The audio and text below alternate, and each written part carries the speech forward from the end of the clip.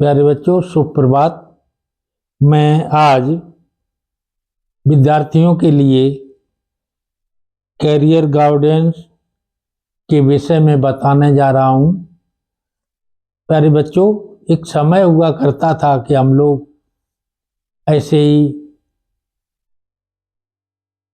पुराने तरीके से अपने अध्ययन को करते जाते थे कि हाई स्कूल किया, इंटरमीडिएट किया और देखते थे कि हमारे पास पड़ोस के या हमारे साथियों ने किन विषयों का चयन किया है, उसी के आधार पर हम अपने विषयों का भी चयन कर लेते थे।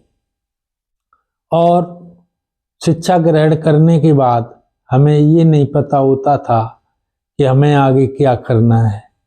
जब ग्रेजुएशन या पोस्ट ग्रेजुएशन करने के बाद हमारे सामने समस्या आती थी कि हमें अब किस तरफ जाना है, तो उसके लिए अनायास ही प्रयास करते रहते थे और हमें जिस क्षेत्र में कोई जॉब मिल जाता था तो उसी क्षेत्र में चले जाते थे। बहुत सारी समस्याएं हुआ करती थी कि हमने काश इस तरीके से विषय का चयन किया होता, साइंस या आर्ट्स या कॉमर्स किसी फैकल्टी को चुना होता तो हम बेहतर अपना करियर बना सकते थे। लेकिन इस मामले में हमें कोई मार्गदर्शन और दिशा निर्देशन नहीं मिला होता था।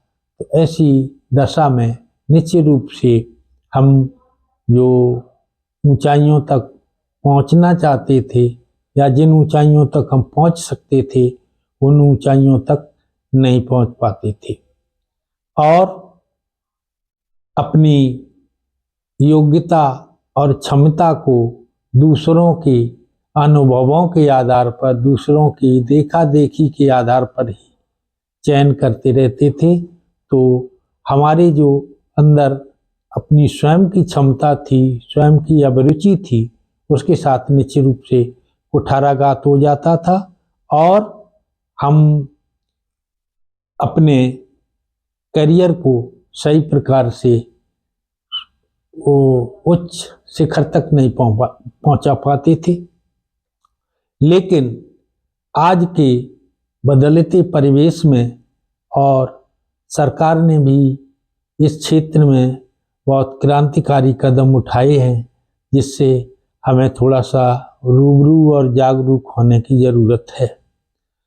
अब वो समय नहीं है कि हमें किस तरफ जाना है, तो इसके लिए हमें पहले से ही सजग रहने की ज़रूरत है कि हम अगर हमारी विज्ञान के प्रति अभिरुचि है तो हम विज्ञान के विषयों का अध्ययन करें। अगर हमें इंजीनियर बनने की तरफ जाना है तो हम गणित की तरफ ध्यान दें। अगर हमें और क्षेत्र में जाना है, किसी प्रशासनिक सेवा की तरफ जाना है, तो हम मानविकी और दूसरे संकाय का चयन करें। तो इसके लिए हमें शुरू से ही अपने विषय को चुनने का अवसर मिल जाता है। तो इसके लिए हमारी सरकार ने भी कुछ योजनाएं चला रखी हैं। इस योजनाओं में एक योजना बनाई है जो 5 सितंबर 2022 से शुरू हुई है उत्तर प्रदेश में, और इसकी थीम थी कैरियर गाइडेंस फॉर गर्ल्स। वैसे तो ये योजना मुख्य रूप से बालिकाओं के लिए शुरू की गई थी, लेकिन बाद में इसका बालक और बालिका दोनों के लिए इसका दूरगामी परिणाम साबित हो रहा है और दोनों ही बालक और बालिका इससे लाभान्वित हो रहे हैं। और इसमें सरकार ने एक पोर्टल, एक ऐप खोल रखा है। उस ऐप पर जुड़ने की प्रक्रिया है और उसे नाम दिया है पंख, P for protection. Protection means है सुरक्षा, और ए फॉर अवेयरनेस जागरूकता, और न्यूट्रिशन मीन्स पौष्टिकता, दूसरा के फॉर नॉलेज ज्ञान, और H for health and hygiene स्वास्थ्य और स्वच्छता। तो इस पंख में रजिस्ट्रेशन करा कर के और आपको विभिन्न क्षेत्रों को चुनने का आपकी अभिरुचि के अनुसार, आपके अंदर जो क्षमता है उसके अनुसार आपको अपना करियर चुनने का मौका मिल जाता है।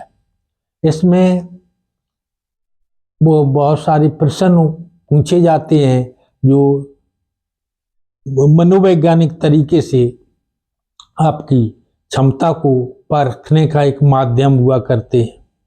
तो इस माध्यम के द्वारा एक जैसे प्रश्न नंबर 1 में जो आपसे प्रश्न पूछा गया वही प्रश्न 100 और 200 नंबर पर पूछा जाता है। तो ये प्रश्न कई बार जब आपसे पूछा जाता है तो आपकी जो वास्तविक स्थिति है वो सामने आ जाती है। आपकी वास्तविक मनोदशा क्या है, आपका साइकोलॉजिकल स्थिति क्या है, क्या आपकी अभिरुचि क्या है, तो उसके प्रति आपकी वास्तविकता निकल के सामने आ जाती है और उसी विषय के लिए आपको प्रेरित किया जाता है और उसमें आप अच्छे तरीके से पारंगत हासिल करते हैं और उस विषय को पढ़ने से कुछ क्षेत्र में जाने का आपका अवसर होगा, इसके लिए रास्ता प्रशस्त हो जाता है। तो ये जो पोर्टल है वो उस पोर्टल पर खोलने की प्रक्रिया ये है कि करियर डैशबोर्ड में आपको लॉगिन करने के लिए अपना आईडी पासवर्ड डालना होता है और लॉगिन करने के बाद कॉलेज प्रवेश परीक्षा के वोकेशनल को और छात्रवृत्ति आदि के विषय में भी जानकारी मिल जाती है। तो मेरे कहने का अभिप्राय ये है, इस तरीके की व्यवस्था से जो छात्र सही रास्ते पर चलने के लिए भटक जाते थे तो उन्हें सही रास्ते पर चलने के लिए अपने करियर से संबंधित विषय को चुनने का अच्छा सुनहरा मौका प्राप्त हो जाता है और इस सुनहरे मौके का वो फ़ायदा उठा करके अपने जीवन में अपने मन मुताबिक, अपनी अभिरुचि के मुताबिक, अपनी योग्यता और क्षमता के मुताबिक अच्छा खासा जॉब प्राप्त कर लेते हैं। और इस योजना में छात्रवृत्ति का भी प्राविधान है। अगर कोई विद्यार्थी पढ़ने में अच्छा है, उसकी पढ़ने में अच्छी अभिरुचि है और उसकी आर्थिक स्थिति उतनी सुदृढ़ नहीं है, उसकी स्थिति मजबूत नहीं है, तो उसके लिए छात्रवृत्ति की भी व्यवस्था है। तो ये सारी की सारी जानकारी इस पोर्टल पर आसानी से प्राप्त हो जाती हैं और आपको ये भी पता चल जाता है कि हमारा जब ये क्षेत्र होगा, हम इस विषय की तरफ आगे बढ़ेंगे तो हमारा ये जॉब होगा। जैसे मान लीजिए कोई मेडिकल लाइन में जाना चाहता है तो मेडिकल लाइन में जाने के लिए उसे इंटरमीडिएट स्तर पर फिजिक्स, केमिस्ट्री और बायोलॉजी विषयों का अध्ययन करना होता है। उसके बाद उसे नीट परीक्षा के लिए तैयारी करनी पड़ती है। उसके नीट के माध्यम से ही वो MBBS, BAMS, BHMS और BUMS तो जो भिन्न भिन्न संकाय हैं उस मेडिकल क्षेत्र में भी उसमें उसे जाने का अपनी योग्यता के मुताबिक उसे अवसर प्राप्त हो जाता है। उसी प्रकार अगर कोई विद्यार्थी गणित में बहुत अच्छा प्रदर्शन करता है, उसका गणित के प्रति अच्छी अभिरुचि है, तो वो इंजीनियरिंग लाइन में जा सकता है।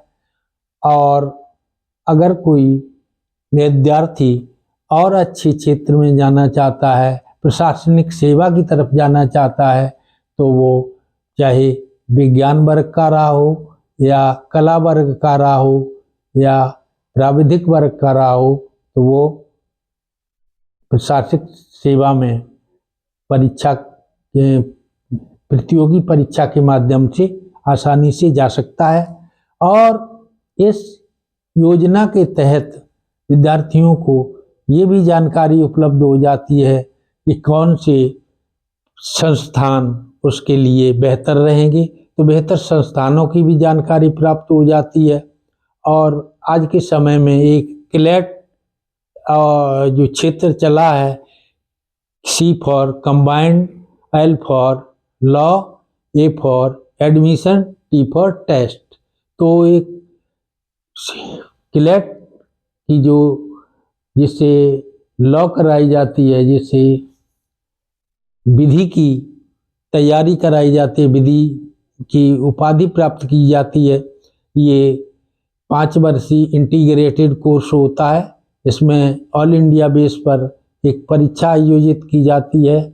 उसमें मेरिट के आधार पर जो क्लैट के यूनिवर्सिटीज़ हैं, वो NLUs हैं, नेशनल लॉ यूनिवर्सिटीज़ हैं, उनमें प्रवेश मिलता है।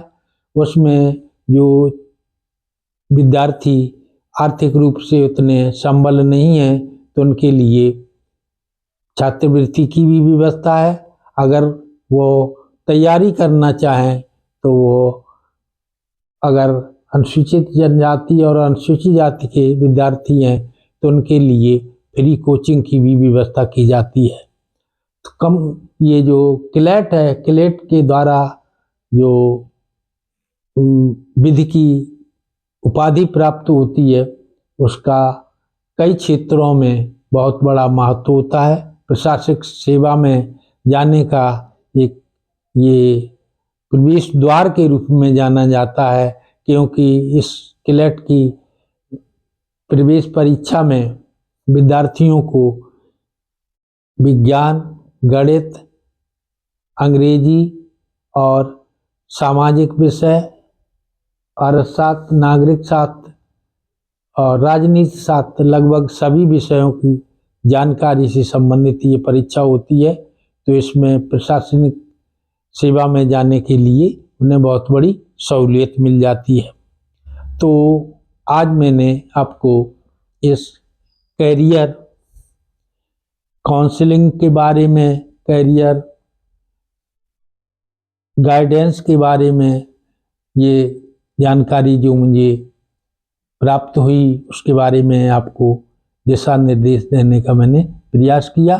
कल मैं कैरियर मेला जो राजकीय इंटर कॉलेज रठेरा में आयोजित किया गया था, तो वहाँ के नोडल अधिकारी श्री अशोक कुमार यादव और श्री सुरेश कुमार जी ने वहाँ पर कैरियर मेले का आयोजन किया था।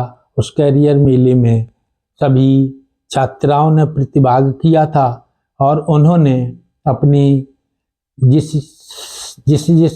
संकाय से थी, उनसे संबंधित उन्होंने मॉडल की तैयारी की थी और अपने विचार भी व्यक्त किए थे कि मुझे किस क्षेत्र में जाना है और मुझे कैसे तैयारी करनी चाहिए। प्रश्नोत्तर के माध्यम से छात्राओं ने अपने विचार भी प्रकट किए थे और संबंधित शिक्षक शिक्षिकाओं ने भी उनके दिशा निर्देशन में, मार्गदर्शन में अपने विचार रखे थे। तो निश्चित रूप से इस मेले में मुझे मॉडल देख करके वहाँ की जो उन्होंने आज के समय में जो शिक्षा प्रणाली से सही दिशा मिल रही है समाज को, उसके बारे में उन्होंने बहुत कुछ दिखाने का प्रयास किया था।